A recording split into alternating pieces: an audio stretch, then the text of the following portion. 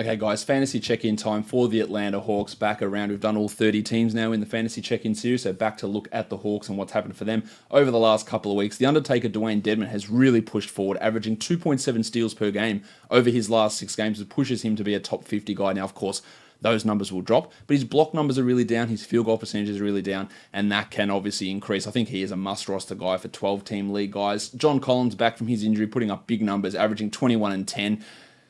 A bit over half a block, 0.7 blocks, 62%. He is clearly a must-roster guy and putting up the numbers we hoped he would do in preseason. While with Torian Prince injured for a couple more weeks with that ankle injury, Kent Bazemore has stepped up. He is putting up strong numbers, as is DeAndre Bembry and Kevin Huerter, both top 130 players, Bembry and Huerter. 28 minutes for Huerta, 22 minutes for Bembry. They help you in slightly different areas, but not all that different, to be honest, because Huerta at this point not really providing much usage, not providing much in terms of shooting, but he's contributing in multiple areas like Bembry. And I think that out of those three guys, Bazemore, Bembry, and Huerta, the most impactful guy at the moment is Bazemore, but in terms of long-term value, I think it's going to be Huerta who will remain in the starting lineup when Prince returns and probably play those 28 to 30 minutes, whereas I can see Bembry and Bazemore's minutes dropping off pretty consistently.